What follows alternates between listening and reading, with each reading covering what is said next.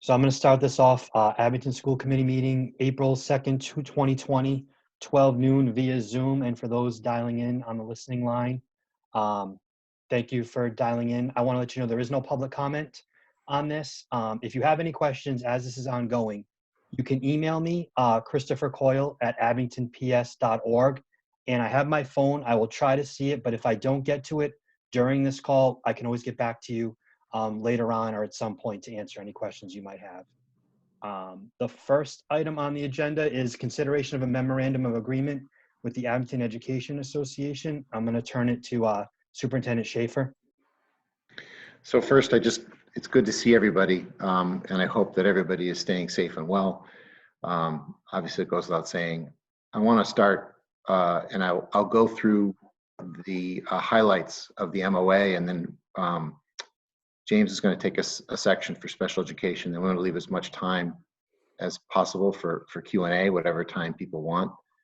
I want to start, though, by praising the Abington Education Association and our faculty and our staff and our administration, the members who've worked so hard at this over this last week. I'm not going to reiterate all the challenges that we've had, because as we go through the answers to some of the questions, each one of these was a challenge, and they will continue to be a challenge as we work through this. We're in far better shape than a lot of other communities for this rollout, but this level of remote learning was put together remotely, and it's something that's beyond anything that's ever really been done before. So people know the MOA is posted online along with the SOA, which are our two topics of conversation today, or for the committee's consideration. When it comes to the MOA, I just want to highlight that the most important element to this is that we continue to stay connected with our families, and we provide them whatever support that we can during this time. What our children and our students are taking away from this long term is important for us to reflect about. And if we can maintain some continuity and some contact and support for them, what they're seeing and what they're living from their eyes obviously is of the greatest concern for all of us. I know we all feel that way. I just feel like I should say that is inherent in this MOA. And there are vast differences in the households that we are trying to support here. And in the weeks to come, God forbid, we're going to have people that are going to be working through illnesses as they work through this. So I think we all need to make sure that we, to the extent possible, just try to accommodate all those differences. Thanks. I'll get off the soapbox. I think that it was just important to highlight those things as we talk about the intention of this MOA. So as I begin to review the document, unless anybody wants to, any of the members want to slow me down. The first section really talks about, in section A, how we as employees and employers understand the condition that we're all living under in our society, and information about the virus. B talks about how we understand compensation, and it touches on a little bit about the April vacation. We don't have an answer to how that might look at this point. I do want to mention at this point what the discussion is across the state about that. MTA and DESE will likely come out with some guidance about April vacation. I will share my own personal feeling that if we were able to work through April vacation and continue to provide some continuity once we get this started, that would be my own opinion and recommendation. And then those days would be taken from the end of the school year. It would be something that would have to be collectively bargained again with the association and with the school committee. But that's just food for thought as of today. And also note, I just want to make sure people understand that April 10th is still scheduled as a school vacation day. So as we get into how these calendars and schedules will be promulgated, the understanding is that that won't be one of those days. Section C is how we understand evaluations other than non-PTS that comes in at the end. D is really that this does not set a precedent. E talks to the deadlines of this situation, which again we don't really know. Appendix A are the general conditions that we all are looking at in terms of the circumstances with the delivery of a remote education platform. And Appendix B is really the meat, I think, of where people are going to want to spend their time. So we can have questions at the end, or I can just continue on to that, unless I have somebody want to stop me. No, you can go to the end, yeah. Appendix B. I'm just going to describe this to people. I know you all have a copy of it. It's also posted online. Expects that staff will check email twice a day, and they'll respond Monday through Friday, basically, business days within a 24-hour period of time to those emails. Staff continue to be mandated reporters. In many occurrences, we're going to be reaching into people's homes. We still have a responsibility around being mandated reporters about possible abuse, neglect. All staff will participate in our special education processes as needed. Administrators will provide a 48-hour notice for virtual meetings and CPT, common planning times. Staff will be held harmless for non-participation due to illness.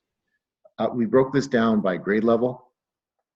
K to 4 teachers will be providing by grade level a schedule, a week at a glance for families, the equivalent to about 3 hours per day. The reason for this is that families have different schedules, multiple children, people are working, and this gives them the opportunity to spend the whole week on what are now more focused, assigned activities at about an average of 3 hours a day. I just want to spend a moment on these assignments. They are going to be standards-based. At the elementary level, they will review topics at a deeper level. We have students developing those formative skills that they will need in education for the rest of their lives. And so when we come back, we will all have to hit a reset button, and we will have to provide education for students wherever they are in their learning, no matter what. That's our job. So these lessons are not meant to be busy work. They are meant to be standards-based and a deeper amount of learning, and then offer some also more authentic types of learning. So there are some projects that students could do around the house. The challenge with assigning those projects is we have to accommodate homes. Not everybody's gonna have red construction paper or tape or glue. So they're gonna have to be very creative in how those things are provided. There'll be 2 synchronous or live opportunities per week for the purpose of maintaining those personal connections with our students. Our students want to see our teachers really want to see our students. When I say see, I think the majority of these sessions will include seeing people, but it doesn't have to be. It could also be without the camera.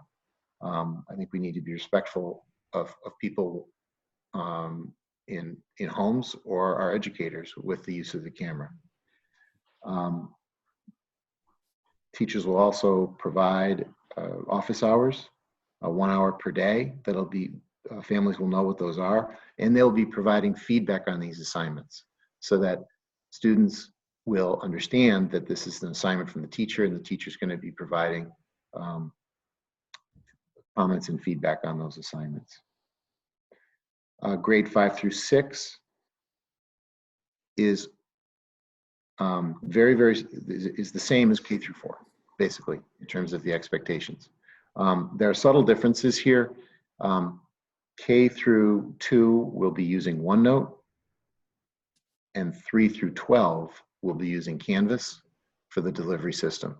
It's important to note that parents will be able to keep track of what their students are doing, and they'll know what the assignments are by logging in as the student, and they can see all of the things that are being provided. 5-6 really evolved the same way K4 did. So because I've already covered K4, I'm just gonna continue on unless people have questions. K through 6 specialists will be posting one assignment per week per class or grade.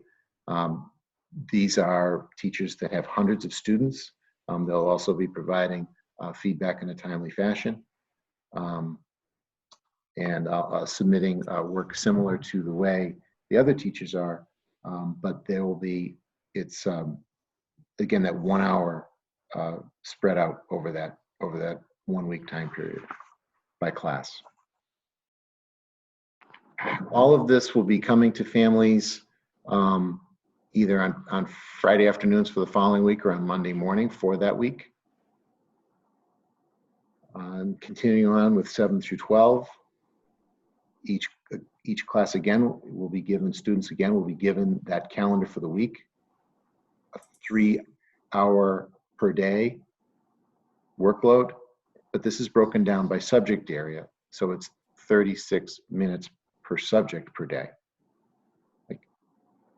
Lessons will provide a deeper coverage of existing content, a review of materials and standards. We need to be particularly careful here, especially at the high school level.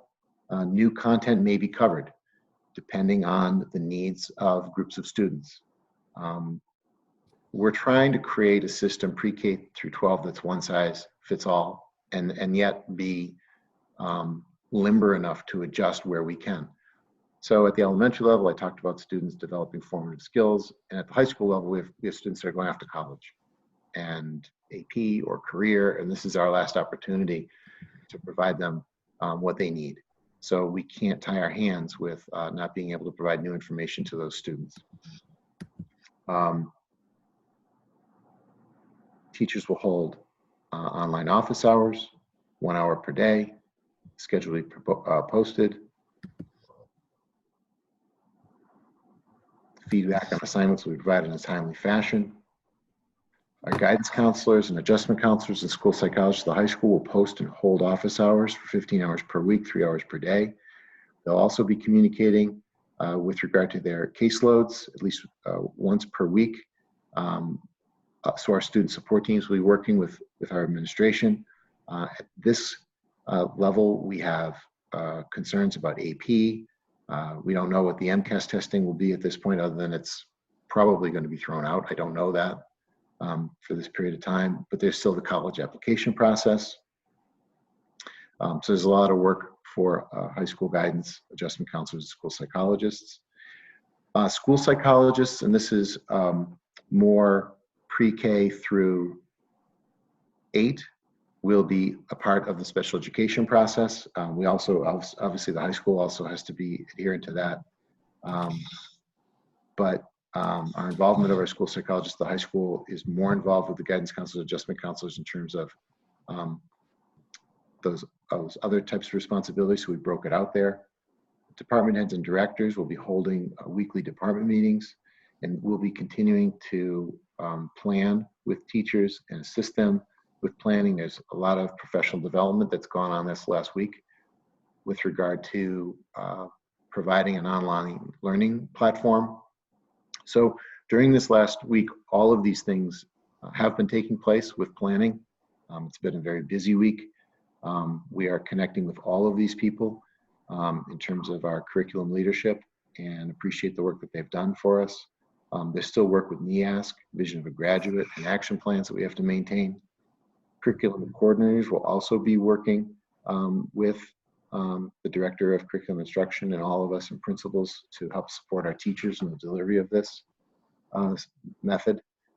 Our paraprofessionals and tutors, pre-K through 4, they will be assigned by teacher to support the teacher with the modification and the assignment and assisting students. And at 5 through 12, they'll be providing office hours and academic support to students. Administrative assistants and at the building level, we still have, they have been and they will continue to do this, assist us with the operational piece. We still have mail coming and going at the high school. You know, they've got scholarship and correspondence with colleges and a number of people leaving messages on phones that are being retrieved and followed up on. Just general school operations. during this time period as we can. Our nurses and librarians are providing office hours to support us, 15 hours per week, 3 hours per day. I'm going to turn it over to James to talk about special education.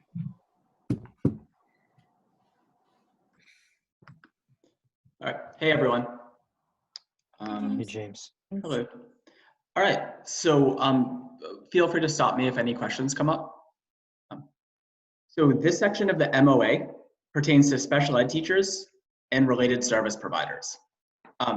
Related service providers, if you're unfamiliar with the term, refers to speech language therapists, school psychologists, physical therapists, occupational therapists, behavior therapists, and the OG tutors.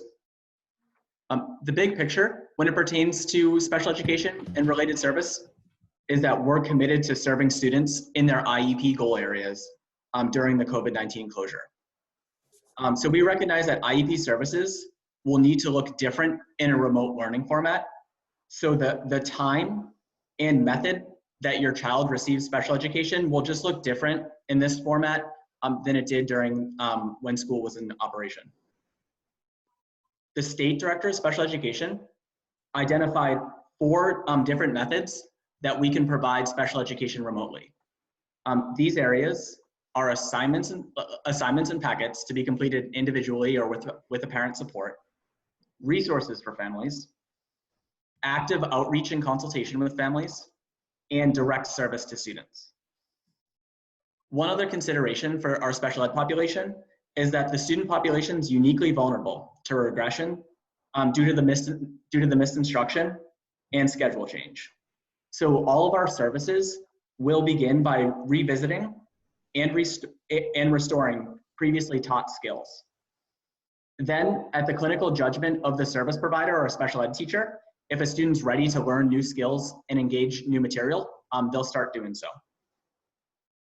So what we're asking of the special educators and related service providers is to develop a weekly plan for each of their students where they identify the combination of services that can help a student first recoup any skills that have regressed, and then secondly, make progress in their identified goal areas. So as I had alluded to earlier, the plan will include any and all of the following 4 categories. Assignments and packets, which as I mentioned is individual assignments that students can work on, either by themselves or with parent support. And for many students, it will just include what they're doing in the general education environment, but with any modifications or accommodations that their IEP lists. The next category is family resources. So by this, it can be something like a tutorial for parents to help them support their child in an IEP goal area, such as dealing with behavior or responding to something in a certain way if a kid has challenges with social skills. It can also involve supporting parents and creating schedule for kids. So some of our students, especially those with, say, an autism diagnosis, are very dependent on a predictable schedule. And while we consider parents experts on their kids, we consider ourselves the experts on those kids learning and what helps them learn best.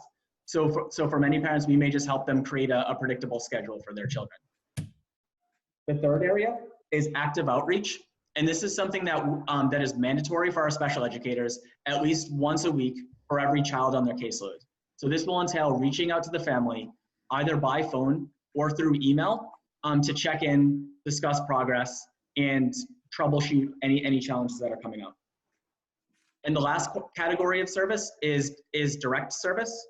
And so this can be either pre-recorded lessons for the children to engage in. So this could look like something like, if it's a reading comprehension a goal that they're working on, it could be a pre-recorded lesson where the teacher says, stop the video here, read the passage, and then restart after you've read, something like that.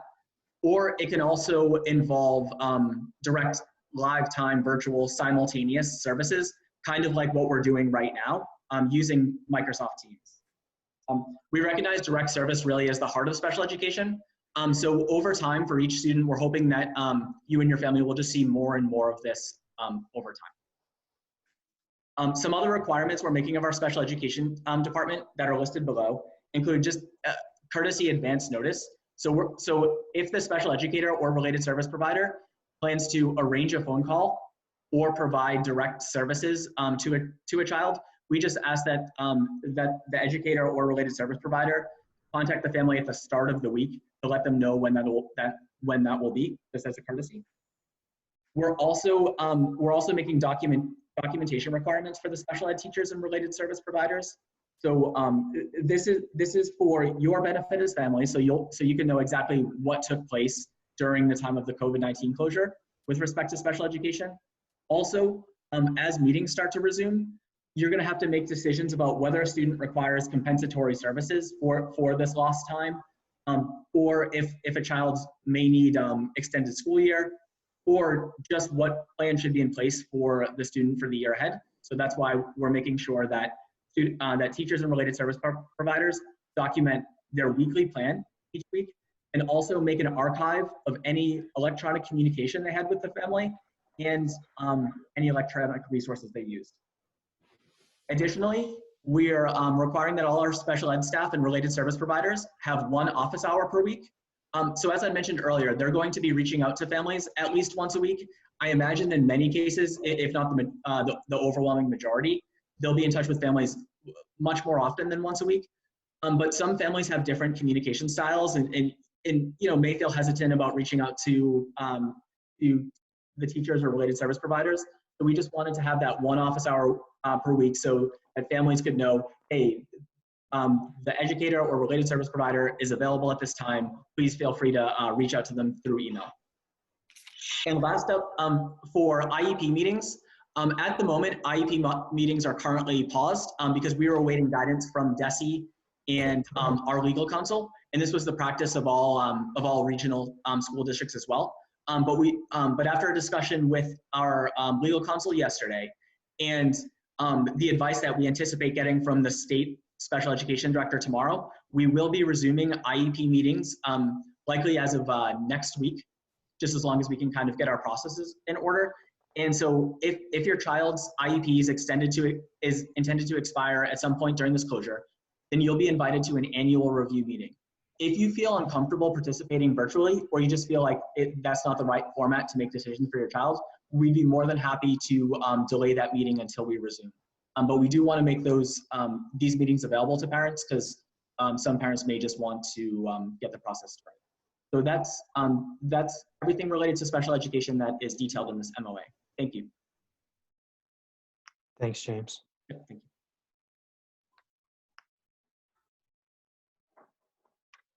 Back to me, Peter, or you're on mute. Rich, Peter's on mute if you can do it. Sorry, guys. That's all right. I was trying to unmute, and I'm sure people would like to do that to me a lot. So I just really want to leave it open for questions or what the committee might need before considering this. I'll ask anybody on the committee have any questions for Peter. First, I have a couple, but I'll let anybody go if they want. I have some as well, but I tend to have more, so I don't mind going last, or what doesn't matter to me. Peter, I got one, and this is more because I can. So how are the assignments being? You said like the different assignments will be sent to the kids Friday afternoon or Monday morning. Do you know, like at the different grade levels, how they will be sent to kids? Like for an example, I know that the 4th grade, it seems the emails are being sent directly to student emails. So I've had to figure that out. Is that going to happen at all levels? Like, will parents have to figure out how to get into their 1st graders' email, or is that only at Woodsdale and above that's occurring? I guess that's one question I have. So, and I want to leave this open for any of the principals that have something more specific or different through the OneNote or through the Canvas system. They'll be given a week in advance what the whole week will look like. And then yes, parents would have access to those assignments through OneNote or Canvas. So my fourth grader knows his password. I doubt my first grader does to get into those things. Are those going to be sent home? Or is it the badge that was sent home for Badge. Beaverbrook? It's Okay. it's all been sent home. And again, that's going to be one of the challenges that we have, people getting connected to this. And so the classroom teachers will be the first group of people to help assist people with that through email, through means that they're already connected. And then other difficulties will be referred up the chain through administration, and we'll try to solve all those problems for all those households. If people are having a problem, should they contact their teacher first, I'd imagine? That's the best bet? They would start first with the teacher who would try to assist them, and then those will, if possible, those will be solved at that level, and then it'll just continue to go through the system till we get it fixed, whether go to the building administrator, and then it'll be Rich if we need to. Okay. The other one I had is more of a high level, would be pre-K teachers as far as they fall under Unit A. So I know pre-K isn't a requirement, first of all. So is that, and I think I've read that tuition payments have stopped. So is if you're a paid pre-K, is that something that is just going to go by the board for now? So we've stopped collecting, like you said, we've stopped collecting for that. We will prorate people's experience to the extent that people have paid in advance. I'm going to let James answer the educational delivery piece about pre-K.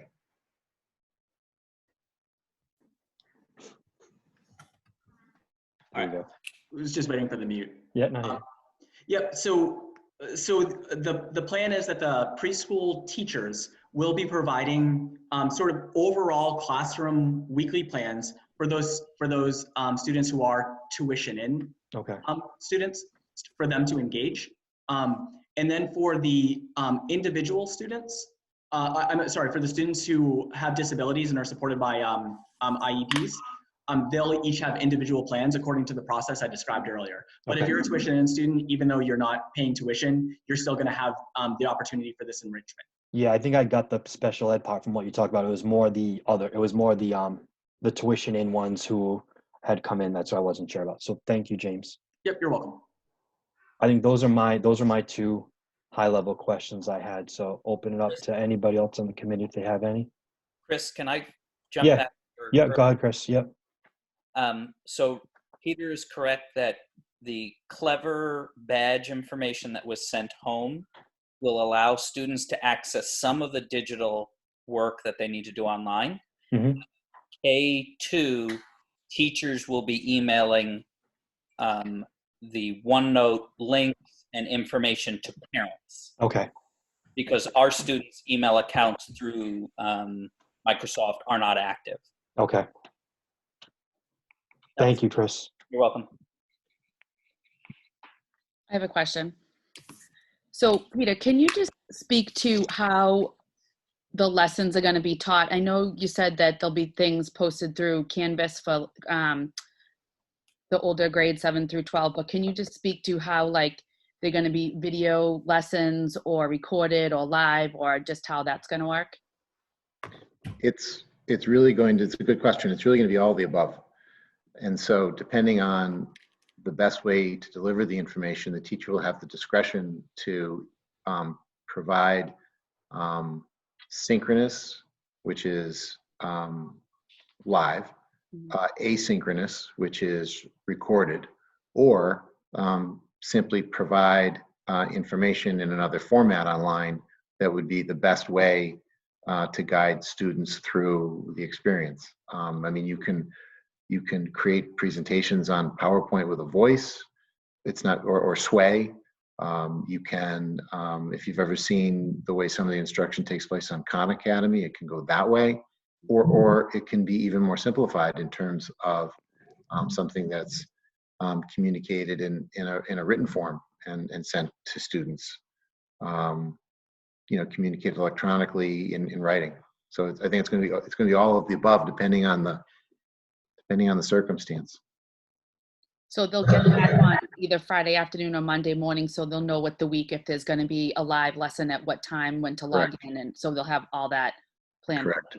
Okay. including the office hours that the people are available for support. So that, again, we know that families are all in different places with their schedules and their ability to manage this. So we want to try to accommodate that. So Thank you. My turn. Okay. Yeah, go Can I ahead, ask one Jackie. quick question, Jackie? I'm Anybody. sorry. So will the assignments be graded, and how is that going to work with the term? Like, are we skipping kind of term 3? Or are we making term 3? Like, how are we doing this?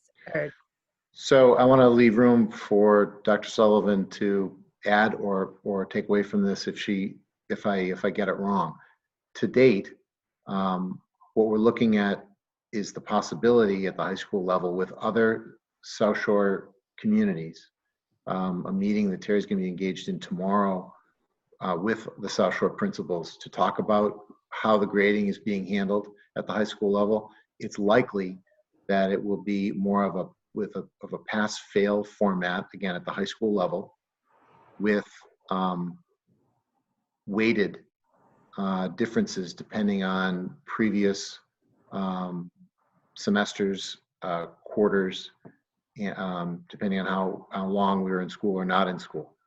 And what I believe Terry would say, and again, I want her to correct me if I get it wrong, is that we want students that left us and aren't coming back at this point, we don't know when they'll be back, to have the opportunity to improve their grades as they stood through work. But those grades would stand as they were, and we would add that pass-fail model in the coming week. But I think Terry's already unmuted, so I'll let her speak.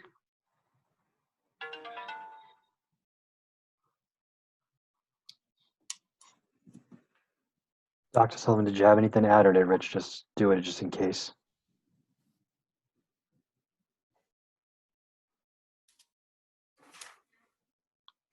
But I'm gonna go by it then. Any other, Jackie? I know you do. Does anybody? Jackie, if you want, go ahead. Yeah, I have like questions. I'm sorry, guys, but I'm all over the place because I'm 2 weeks in to this virtual learning experience as a teacher myself. So my head is spinning in a couple different directions. So I'll try to start with my broad questions and then get down to some more specific questions. First, you mentioned earlier about adjustments whenever it is that we go back. I just don't want to forget to make mention while we have everybody here. If at some later point, can you update the committee on curriculum adjustments that will need to be made at every grade level for whenever the return is? That some of that work will need to be done this summer if, in fact, worst case scenario, we don't return. We're going to need to make sure that students enter classrooms where there's an acknowledgement that the curriculum has to change by a period of months. 100%. So that's one piece. Second, it's more of a comment than a question. The email, so this is good news. The work that we're doing here today is going to be really great news, and that we're going to get something going. And I know a lot of parents in our community are ready for that. I just want to caution everyone on what's about to happen, because I'm 2 weeks in, and what you think you want and what you think you're asking for, it looks different when it starts. So a couple of things. Kids cannot be stressed out by this. So there's going to be like the 5th through 12th age group I'm not so worried about. I'm very worried about K through 4. And I want to talk a little bit about some questions specific to those grade levels in a minute. Parents in my district feel bombarded by emails from teachers. Chris, to your point, like, will I go in and log in? My son, my 4th grader, knows how to get in, but my 1st grader doesn't. So parents are helping to facilitate that and also working full time from home. Very challenging. So will there be, this is the first question, sorry guys, will there be some, in this weekly week at a glance for K4, will there be an opportunity for offline learning in addition to online learning? Absolutely. Again, trying to blend what could be done around the house with limited materials and supplies and be respectful of that, so people don't have to also have the stress of going out to the store to get things. So I guess a follow-up to that would be like the plan. So in a general brick and mortar school classroom setting, every classroom's run a different way. Every teacher's 6-hour day looks different. We're now saying that we're going to be sending homework that's going to take 3 hours per day. So to some people, some teachers know what 3 hours looks like to them, and others think that it'll take less or more time. We're finding that happening. And again, the parents, I feel like I'm advocating on 2 levels here. One, as a working parent, trying to facilitate something for my own children, and then also trying to think about the students who I'm helping to make work for. The message right now, just so that everyone hears it, is that it's all too much. Like, I just left grade level meetings that I would ask that the principals who are listening K4, that any teacher who's about to take this on, take it slow. And what specifically, if any principal K4 wants to chime in on expectations, because it's those parents and community members that I really worry about when this comes out. What can you give us a quick snapshot of what a Beaverbrook student would be expected to do? What would a Woodsdale student be expected to do? So I think we're going to need Chris and Jonathan, please, Yep. Rich. I'm ready. Go ahead, Hi. Chris. So what we're asking teachers to do, the language of the MOA does say 3 hours per day, but we understand exactly what you're saying. Teachers can't necessarily know what 3 hours a day would look like. So instead, we're suggesting to teachers that they ask students to read every day or interact with text in some way every day, online or in print. And then also practice some math skills or math facts every day. And then in addition to that, asking teachers to assign 3 or 4 assignments for the week for actual lessons or learning activities that go beyond that. So in writing, math skill work, reading for comprehension and answering some questions, science activities, that type of thing. And then also bringing in some movement activities, some other ways for kids to interact around their house, as Peter was saying, off the screen, and making it engaging and fun for kids. So teams of teachers on each grade level are working together. So there's a grade level OneNote notebook that is set up for kindergarten, one for first grade, one for second grade. And it has activities for the week that the team of teachers has developed together. So that will be uniform. That's great. The thing that will be different is, in addition to that, as Peter said earlier during the MOA discussion, teachers will be having 2 times per week just for FaceTime. And when I say FaceTime, I don't necessarily mean FaceTime, a connection with kids, either audio or video, where they have a morning meeting together, or they sing songs together, or they just chat a little bit. So we're asking teachers to have a sense of structure, but exactly like you're saying, being mindful of how much it's going to be for kids, and that what they really need is to feel like they're still connected with their friends and their teachers. So thank you for that. Do you foresee that the work, I love that they're going to come out consistent across, like every kindergartner would have the same experience, every first grader? Is that what you're saying? Pretty much. Because the other question I had was related to substitutes. If and when, and I hope that that's not the case, that any of our staff members or their family members are ill, when you have people running individual online learning platforms and then they go down, there's really we're not calling in a substitute, but we're going to need to take it over and make sure that those learning opportunities happen. So if it's consistent across a grade level, that kind of helps us out, right? Exactly. I'm sure Peter could answer this, but we've actually talked about exactly what you're saying, that the great another great benefit of having a grade level expectation for the week is exactly what you're saying. You know, each teacher can cover for each other if needed. And if that becomes the case, that for some reason a teacher is unavailable, Julie or I could do an interactive session with kids, just so that we maintain that connection even when we have someone who can't work. Even in terms of delivering the best work, a group is always better than one person. And so counting on each other, I can't tell you how proud I am of the faculty and staff, how people have come together during this time. Planning together as a group has a benefit because it improves the product. And the other part of this, for sure, that like I'm just thinking about and worried about and sad, like this MOA is full of words. I have one myself that I'm working under. I think we have a really strong one here with a lot of important pieces put in that are going to help everybody. Everyone starts off excited. Every teacher wants to do their best work. People want to I know that the teachers that are out there in the town of Abington want to get back connected with their students.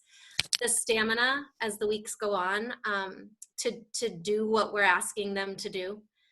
And I know it's everywhere has this problem, but they are about to embark on something that is very challenging, especially if they have young children of their own at home and they're trying to facilitate online learning. So I think my last question, and I'll stop talking, is the principal role or the curriculum coordinator role. This MOA outlines all the expectations, very specific to what our Unit A teachers are going to be expected to do during this time, and it ensures them that they'll collect their salary upon doing these things. So we have all central office people. We know everyone's working hard, but can you give us a little bit of insight into like the roles that these other players or personnel will play in help facilitating this learning to support these Unit A members? The short answer is whatever is needed. And the longer answer is, and I appreciate the question because people should know this, it's going to be grade level dependent, and it's going to be across the district in terms of whatever is needed. So the mental health needs, the social emotional needs, the special education needs, the education and the academic needs are all still going to take place by grade level, by building, and they're going to be different across buildings. I mentioned earlier that Dr. Sullivan and Laura Luco are working on the grade piece, the AP. They're also, so that's going to have a different feel than the way you just heard Chris report at the elementary level, and then obviously in the middle for Chris and Jonathan, but at the elementary level, you've got adolescence, which is its own wild, wild west. And so the mental health, social emotional, special education, educational needs, as we talked about, the teachers being the first line, all of those things are gonna end up on the principal's desk after they filter through the system to meet the needs of families in terms of solving problems for them and responding to whatever their need might be. There's going to be questions about assigned work. Some of the points that you brought up, Jackie, about coordination, about when people are ill and families have different challenges. Both our students' families and our faculty and staff's families. How are we going to meet the needs of diverse learners in this environment? These are diverse learners who may or may not be on an educational plan or a 504 plan. They're still going to have different needs at different grade levels. How is the feedback on assignments going to best work? You and Danielle are both 2 weeks through this as teachers, and you know the types of challenges that you all have helping your faculties manage those, supporting our faculty and staff with those. There's professional development, there are administrative meetings that still take place, and then just the correspondence to people that are asking questions and getting back to them, the Q&A. So we know that evaluations are, it says in the MOA that the evaluations are paused for now. So that's a piece of the principal evaluator role that is being sort of paused. Right. Hopefully allowing them opportunity to really get in and monitor and provide feedback to this, how this remote learning is going, because my prediction is going to be that as we get into this, communication is going to need to be often and clear to families.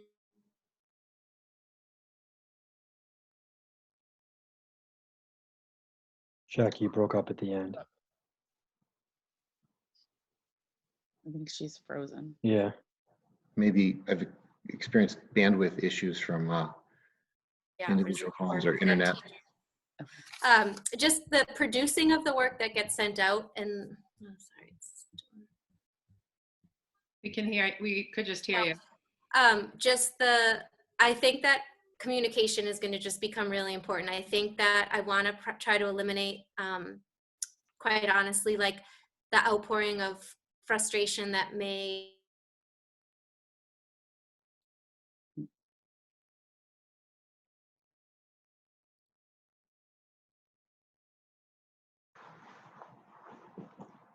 Jackie, I'm sorry, you've frozen again on us, I think.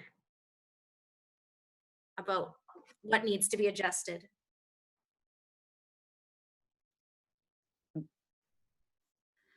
I'll stop. Jackie, I'm sorry, I think you froze up for I think a lot of what you In said. and out. Yeah, in and out, Jackie. We're going in and out. I won't, can you hear me now? Yes. I don't remember what I said. I'm it's all about communication and just reevaluating the plan. Like, I'm worried because of what I'm experiencing at home right now. As a teacher and as a curriculum person, my days are spent meeting virtually with grade level teams of teachers, trying to support them in doing this tough work. And once a plan is put in place, you really hope to be able to use it. And I think that the community just needs to know that this is a first attempt, right? Like, this is our first best attempt. And we're gonna need a lot of patience. It's a tired phrase, but we're building the plane as we fly it. And this is no time for overachieving. So, like, expectations in terms of what we're asking people to do, it's just, teachers are such hard workers. We want to do it right. We want to give kids the best that we can give them. And I think that we're going to be talking about how often we've had to go back to the drawing board. And I just want to leave that door open, that the way we're presenting that this is going to go in today's meeting may not be what we're talking about in a month. We don't know. Agreed. Okay. Then, any other committee members have any questions? Peter, I do have one that came in that I want to ask. And Rich, I'm probably going to need at least Matt unmuted. I don't know if I'm going to need Sherry or not. Any other committee members have anything they want to talk to Peter about, though, or anyone before I ask? No, go ahead. Okay. Teresa, for minute purposes, it's from Magda, M-A-G-D-A. But I'm just gonna, I know that high school was covered as far as grades may be regarding pass fail. However, what about the middle school? My question is specifically for 8th graders. I know that they were supposed to pick their specials as well as finding out if they were going to AP classes in Spanish next year. I don't know if Spanish is just her daughter or not. I'm reading it verbatim.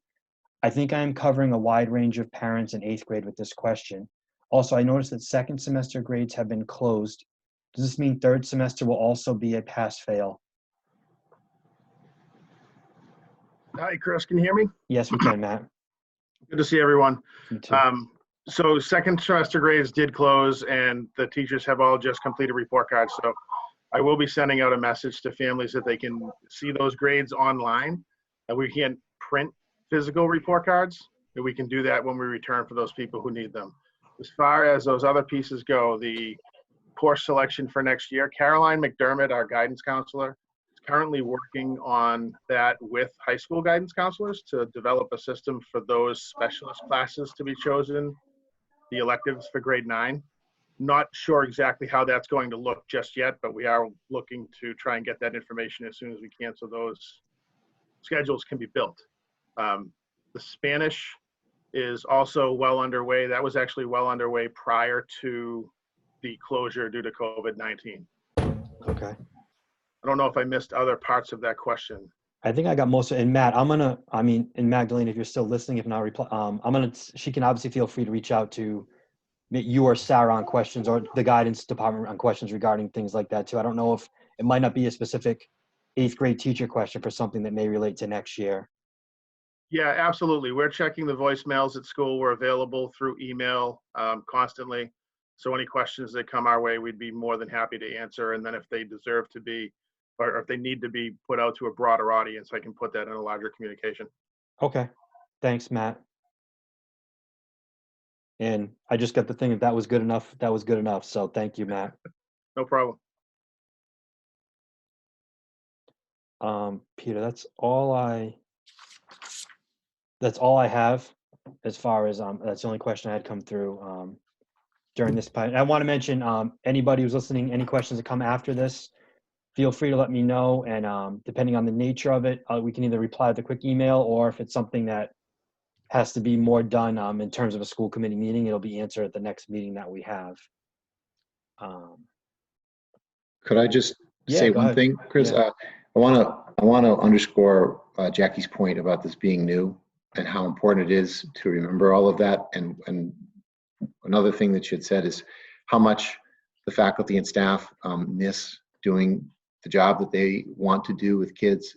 And where I'm going with this is just that, you know, overwhelmingly, by, it's safe to say, 99% of the members of the Educator Association passed this memorandum of agreement, knowing all of the challenges that we've talked about. And this is brand new for all of us. So I just wanted to tell you that how passionate they are about the work that they're doing and what they want to do for kids, and recognize that this is going to be a tremendous challenge for all of us.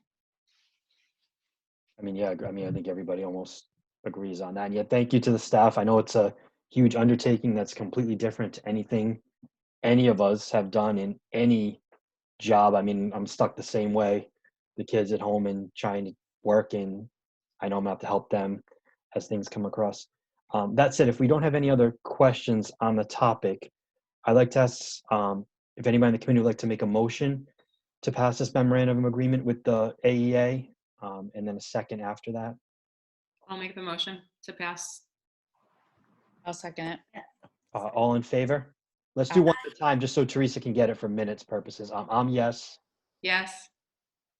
Wendy? Yes. Okay. Yes. Yes. Jackie? Lisa? Yes. Okay. Thanks, guys. I appreciate that. All right, Peter, next item. I don't know if it's you, Felicia, or both at this point, consideration of the Mass Student Opportunity Act. So I'm just going to explain what this is, and then the committee can ask, obviously, and take whatever time they want on this. So this Massachusetts Student Opportunity Act was the Chapter 70 funding change that you've seen several presentations on. We've talked to different committees and boards in town about it. My request for you to consider this now is, we just found out yesterday that there is going to be a moratorium on submitting these. We do have more time. We just found that out yesterday or the day before. But if everything went back to the way that it was, this plan is exactly the way we left it. No one thinks for a second that that is going to happen. So we will likely have to revisit this. I wish that we won't have to revisit this. Should we not need to revisit this, this would be a submission that would get us those dollars in Abington to support what we were doing. We would bring this back to the committee. Again, it's likely we will, for changes. But if between now or the next couple of weeks, the state allows us to submit what we have, we want to be ready to do it, because this means a tremendous amount of money and dollars and resources to support what we're doing here. So I hope that explains why we would ask you to consider this today, knowing we're likely going to come back anyway. It's in the overly optimistic view that we might not have to. So I want to answer any questions people might have on it. I know we've spent time on it before, so I don't want to spend unnecessary time on it now, but I certainly want to spend the time the committee members might want to spend on it. Peter, is this the same? So just to correct me if I'm wrong, this packet was presented as part of the FinCom presentation a few weeks ago as well? Correct. Which feels like it was 3 months ago, and the world has changed so much. But yes, it is. Okay. Jackie, do you have audio yet or no? Yeah, I'm back. Okay. Do you need Peter to repeat it or no? I didn't hear any of the beginning, but maybe I don't need you to repeat it all, but you talked about the funding that's coming from Student Opportunities Act and okay. Likely. Sorry. I heard you. Did I interrupt you? So likely, Jackie, I'll summarize it, is that we're going to revisit this.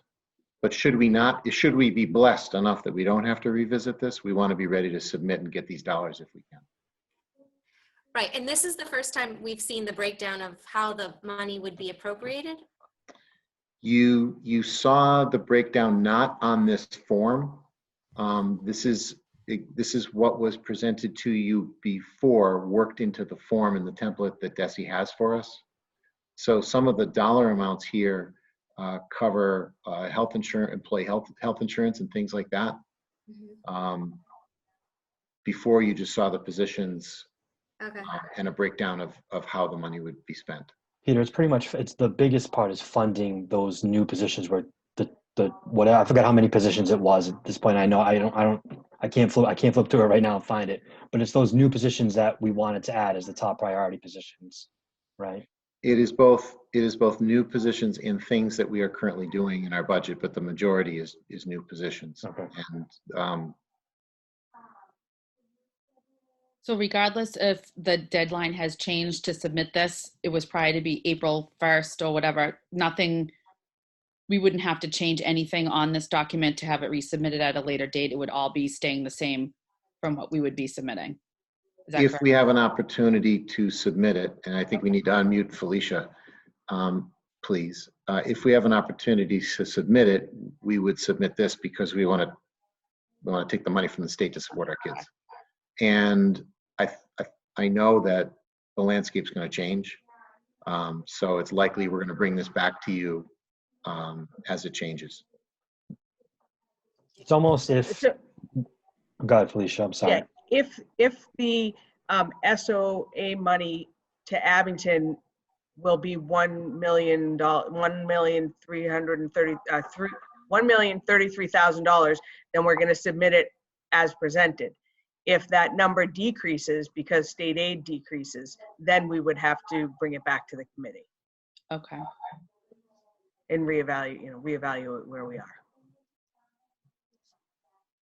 So you haven't gotten any formal guidance on a new due date then? Okay. No, we got an email. It was due yesterday. We got an email on Tuesday night that the legislature it was due by legislation, and that the legislature had not taken it up yet. It was on their agenda for later in this week. So the commissioner actually said, out of respect for the process, if we could hold off on submitting anything, and that they would update us as soon as there was, I think it's going to end up being a new date, and it's going to new amount. be a matter of if the state is going to continue, the legislature is going to continue to support the Student Opportunity Act at the level that they're supporting it right now. So basically the ask is now, if we're comfortable approving this as is in the hope, in the minute, probably in all honesty, minute chance that they say whatever number we gave you is still good. We need your documents now, kind of thing. Or to not have to have another meeting for us all to pull together to approve the same numbers as they say right now. Correct. Okay. I'm gonna ask the committee if any questions, or if anybody's not comfortable with going forward with this after any questions, let me know.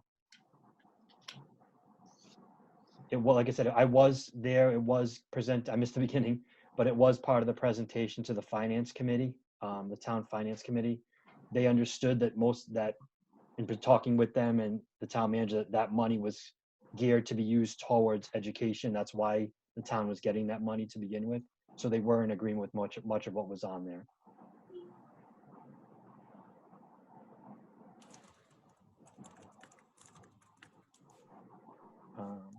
Okay, I mean, I'll look for any kind of motion on the consideration of the I guess I'll look for a motion to approve the Mass Student Opportunity Act as it was presented to us via email the other day from Peter and Felicia. Which is exactly what it's also posted online for the community. It's Okay. exactly what's been posted with this. Okay, perfect. I'll make a motion. Danielle? Is that Danielle? Yep. All right, I'll second. All in favor? I'll say yes. Yes. Danielle, yes. Wendy? Yes. Lisa? Yes. Jackie? What, thumbs up, Jackie? I can't hear I don't think Jackie can really hear. you. Oh, she can. Okay. I couldn't hear, but Oh. I said all the right things. I said yes. Okay, all right, perfect. That's right. I just went across the top of my screen in the order people were on there. So, all right, so that, Teresa, you got it all? I got it all. 5-0? Okay, Mhm. thank you. I mean, Peter, Felicia, do you have anything else you wanted to add before we adjourned, or? Just that more than anything, our mission here is to stay connected to people and families and support them, and the faculty and staff and the administration are just hungry to do that. That's, these are historic times. These are different than anything we've ever experienced, and just stay well and safe. Okay. And I clearly don't have another date for our next meeting. So, and I want to mention again, anybody listening, and I know this is going to be broadcast on cable later. If you have any questions, you can email me, Christopher Coyle at abingtonps.org, or obviously email any of the teachers. But if anything specific to this meeting that you want, let me know. So with that, I'll be looking for a motion to adjourn. I'll make a motion. I'll second. All in favor? We'll do this in the grand scheme. Aye. Aye. Aye. Okay, meeting adjourned. Thank you, Thank Rich. you. Thank you for the technology setup.